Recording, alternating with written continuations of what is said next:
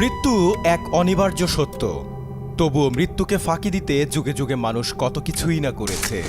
পুনরুজ্জীবনের আশা জাগিয়ে এবার মরদেহ সংরক্ষণের ব্যবসা খুলে বসেছে এক জার্মান প্রতিষ্ঠান।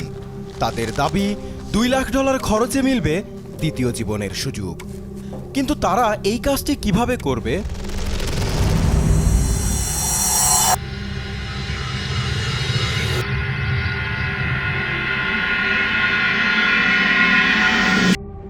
ইউরোপের প্রথম ক্রায়োনিক্স ল্যাব টুমোরো বায়ো তাদের বিশেষায়িত এক অ্যাম্বুলেন্স দাঁড়িয়ে বার্লিনের একটি সড়কের পাশে।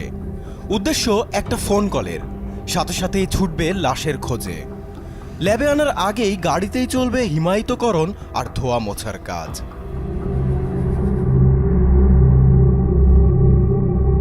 মৃতদেহকে ল্যাবে এনে শরীর থেকে পানি জাতীয় সব উপকরণ বের করে ফেলা হয়।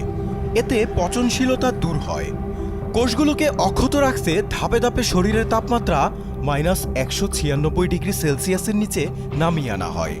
এ সময় ক্রায়োপ্রোটেক্টিভ এজেন্ট, ডাইমিথাইল সালফক্সাইড আর ইথাইলিন গ্লাইকোলের মতো কেমিক্যাল প্রয়োগ করা হয়। তাপমাত্রা হিমাঙ্কের নিচে নামলেও শরীরের ভেতর ও বাহিরে কোনো বরফ জমবে না। সবশেষে এয়ার অ্যাম্বুলেন্সে করে সুইজারল্যান্ডের একটি বিশেষ হিমাগারে অনির্দিষ্টকালের জন্য নিথর দেহটি সংরক্ষণ করা হয়। এজন্য সর্বোচ্চ $2.5 লাখ পর্যন্ত গুনতে হতে পারে।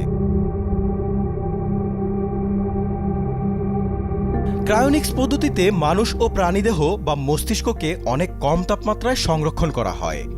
আর এই ধারণাকে চিকিৎসা বিপ্লবের সঙ্গে তুলনা করেন টুমোরো বায়োর প্রতিষ্ঠাতা ডক্টর এমিল কেন্টজিওরা। তিনি মনে করেন একসময় অসম্ভব মনে হলেও এখন অহরহ অঙ্গপ্রত্যঙ্গ প্রতিস্থাপন হচ্ছে। চিকিৎসা বিজ্ঞানের অবদানে আগামীতে হয়তো মরদেহে প্রাণ ফেরানো সম্ভব হবে। তাই অক্ষতভাবে দেহ সংরক্ষণ করা সবচেয়ে জরুরি।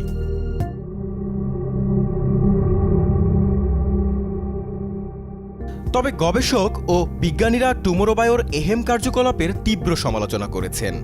এটিকে তারা অসম্ভব ও বাস্তবতা বিবর্জিত বলছেন। কারণ কোনো মানুষকে ক্রায়োনিক্স থেকে সফলভাবে পুনরুজ্জীবিত করার নজির নেই। তাছাড়া মৃত্যুর সঙ্গে সঙ্গে দেহে পচন শুরু হয়, মস্তিষ্কের কোষগুলো দ্রুত নষ্ট হতে থাকে, স্মৃতি ও ব্যক্তিত্ব মুছে যায়। তাই অঙ্গপ্রত্যঙ্গ ট্রান্সপ্লান্ট করা গেলেও ভবিষ্যতে পুনরুজ্জীবনের সম্ভাবনা প্রায় অসম্ভব।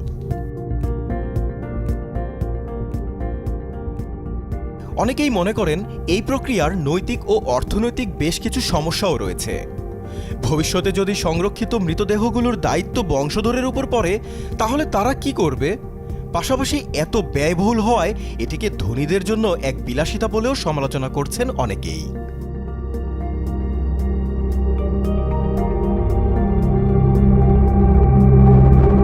তবে সমালোচক ও বিজ্ঞানীদের সংশয়কে বুড়ো আঙুল দেখানো লোকের সংখ্যাও কিন্তু নেহাত কম নয়।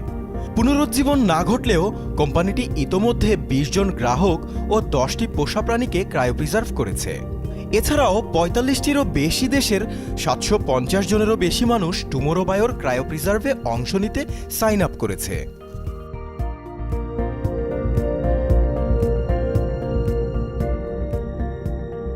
ক্রায়োনিক্সের সমর্থকরা বিষয়টিকে ঝুঁকি হিসেবে দেখলেও সম্ভাব্য সুফলকে অগ্রাহ্য করতে কিন্তু একদমই ইচ্ছুক নন।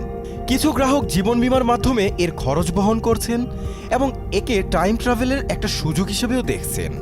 টুমোরো বায়োর ওয়েবসাইটে দেয়া তথ্য বলছে 2025 সালের মধ্যেই তারা নিউরাল স্ট্রাকচার সংরক্ষণ এবং 2028 সালের মধ্যে রিভার্স ক্রিওপ্রিজার্ভেশনের ক্ষমতা অর্জনের উচ্চাভিলাষী লক্ষ্য রয়েছে।